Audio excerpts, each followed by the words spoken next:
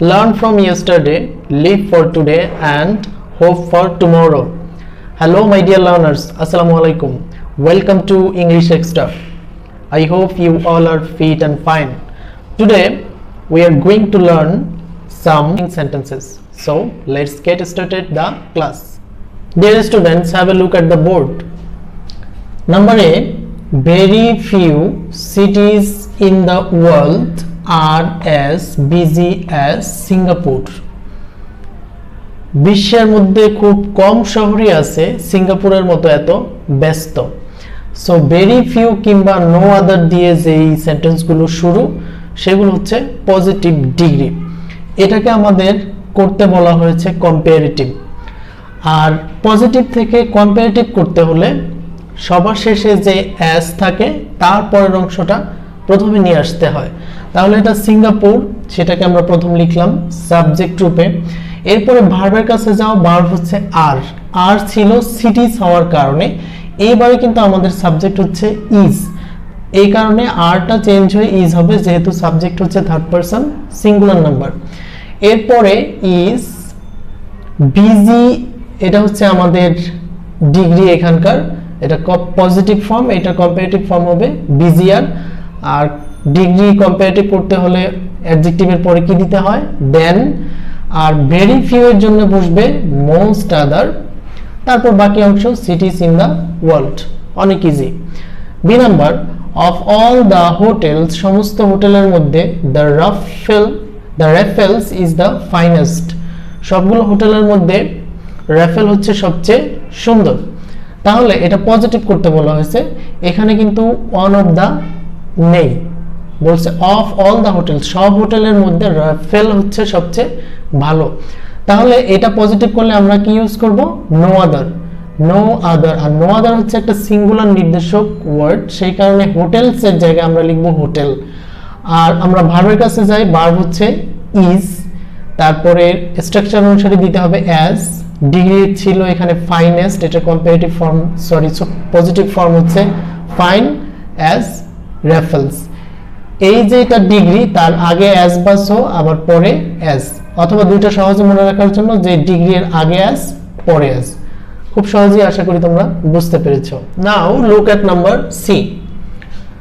Millions of people, লক্ষ লক্ষ লোক, ভিজিট সিঙ্গাপুর, সিঙ্গাপুর পরিদর্শন করে, এভরি ইয়ার, প্রতি বছর। প্যাসিভ করতে বলা হয়েছে। অ্যাক্টিভ টু প্যাসিভ করার জন্য আমাদের খুঁজে বের করতে হবে অবজেক্ট। অবজেক্ট কি করে বের করি? ভার্বের কাছে কি, কাকে বা কাদেরকে দ্বারা কোশ্চেন করতে হবে। তো ভার্ব হচ্ছে ভিজিট, এর কাছে আমরা কোশ্চেন করি কাকে ভিজিট করে? সিঙ্গাপুরকে। সো এটা হচ্ছে অবজেক্ট, এটাকে আমরা এখন কি বানাবো? সাবজেক্ট। সিঙ্গাপুর, এখন এটা কোন টেন্স? ভার্বের প্রেজেন্ট ফর্ম, সো এটা হচ্ছে present indefinite tense. Auxiliary verb হিসেবে বসবে am is are, যেহেতু third person singular number is. আর প্যাসিভ ভয়েস মানে হচ্ছে প্রিন্সিপাল ভার্বের always past participle form. Verb হচ্ছে ভিজিট, আর এই ভিজিটের পাস্ট পার্টিসিপল ফর্ম হচ্ছে ভিজিটেড। এরপরে প্যাসিভ ভয়েসের ক্ষেত্রে বাই প্রিপজিশন বসবে, প্রিপজিশন বাই দিলাম। আর এই টোটালটা হচ্ছে সাবজেক্ট, এটাকে আমরা সেম অবজেক্ট রূপে লিখে আর এই বাকি অংশটা লিখে দিলাম, হয়ে গেল প্যাসিভ। এরপর দেখো number D, people who love food, লোকজন যারা খাবার পছন্দ করে, ভোজন রসিক যারা, ক্যান টেস্ট করতে পারে, স্বাদ নিতে পারে, local as well as foreign food.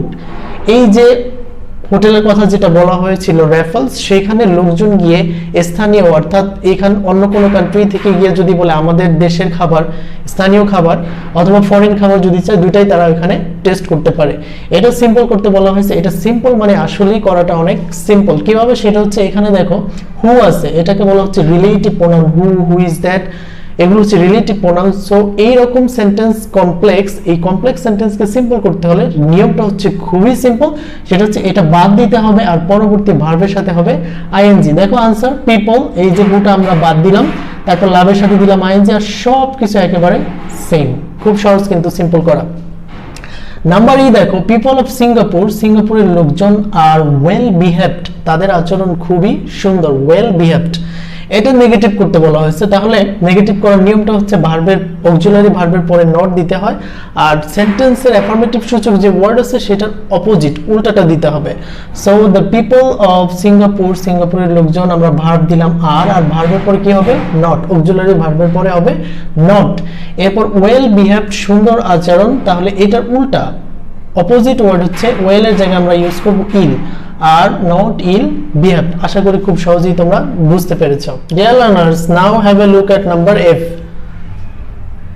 They welcome the tourist, তারা পর্যটকদের ওয়েলকাম করে ওয়ার্মলি, আন্তরিকতার সাথে।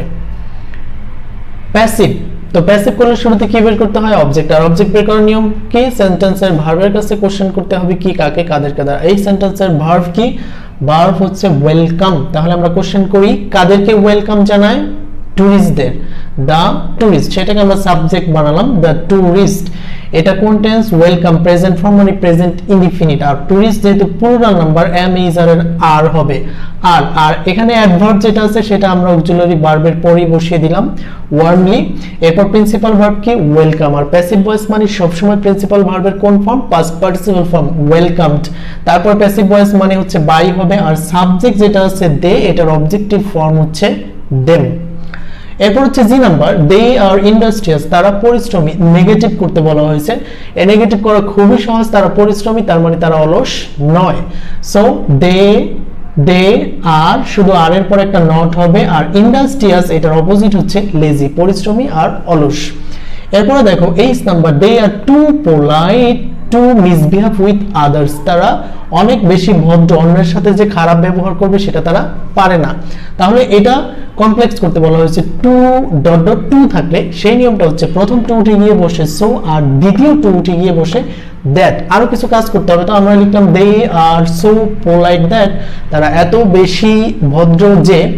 এরপরে কমপ্লেক্স মানে দুইটা ক্লোজ বানাতে হবে। আমরা এইটা হচ্ছে একটা ক্লোজ, দে আর সো পোলাইট, এরপরে দ্যাট দিয়ে আরেকটা ক্লোজ বানাবো। সেই জন্য আমাদের সাবজেক্ট দিতে হবে প্রথম অংশের ক্লোজের যে সাবজেক্ট সেটাই আমরা দ্বিতীয় অংশেও ইউজ করলাম দে। এরপরে তারা মিসবিহেভ করতে পারে না, মিনিং মেলানোর জন্য আমরা কি ইউজ করব? Can not misbehave with others, অন্যদের সাথে মিসবিহেভ করতে পারে না। এবার আই নাম্বার দেখো, the tourist are also pleased with them, পর্যটকরাও তাদের প্রতি খুশি, প্লিজড, বা পর্যটকদেরকে খুশি করা হয় তাদের দ্বারা।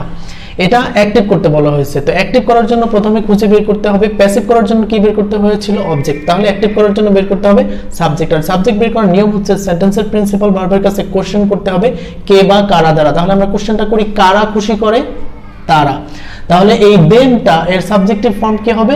দে। এটা আমরা প্রথমে লিখলাম দে, আর অ্যাডভার্ব যেটা আছে সেটা আমরা লিখে দিলাম অলসো। এরপরে আমরা যাব, এটা যেহেতু আর প্লিজ প্রেজেন্ট ইনডিফিনিট টেন্স, তাহলে প্রেজেন্ট ইনডিফিনিট টেন্সের অ্যাক্টিভ ভয়েসের বেলা আমাদের শুধু প্রিন্সিপাল ভার্বের প্রেজেন্ট ফর্ম ইউজ করব।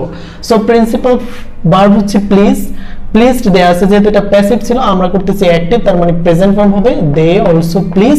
আর এই যে সাবজেক্ট আছে প্যাসিভ ভয়েসের, সেটাকে আমরা এখন অ্যাক্টিভ ভয়েসের অবজেক্ট রূপে ব্যবহার করব, দা টুরিস্ট। লাস্ট ওয়ান, দে গো দেয়ার, তারা সেখানে যায় টু এনজয় দ্য সিটি, এই শহরটা উপভোগ করার জন্য। অনেক বিউটিফুল সিটি হচ্ছে সিঙ্গাপুর, সেটা উপভোগ করার জন্য টুরিস্টরা সেখানে যায়। সো এইটার মধ্যে to in order to with a view to, to in order to with a view to যদি থাকে সিম্পল সেন্টেন্সে, সেই সেন্টেন্সকে যদি কমপ্লেক্স করতে হয় এগুলো উঠে গিয়ে বসবে দ্যাট, সরি এগুলো উঠে গিয়ে বসবে সো দ্যাট। সো আমরা এখানে দে গো দেয়ার, এই প্রথম ক্লোজ ঠিক আছে, কোনো চেঞ্জ নাই। আর এই টু ইন অর্ডার টু কিংবা উইথ এ ভিউ টু যেটা থাকবে সেটা উঠে কি বসবে? So that. আর নতুন করে ক্লোজ বানাতে হবে, সেজন্য সাবজেক্ট ইউজ করতে হবে। প্রথম ক্লোজের সাবজেক্ট যেটা দে, দ্বিতীয় ক্লোজের সাবজেক্ট আমরাও সেটা ইউজ করলাম দে। এরপরে আমাদের এটা যদি প্রেজেন্ট টেন্স হয় তাহলে হবে ক্যান, এটা যদি পাস্ট টেন্স হয় তাহলে হবে কুড।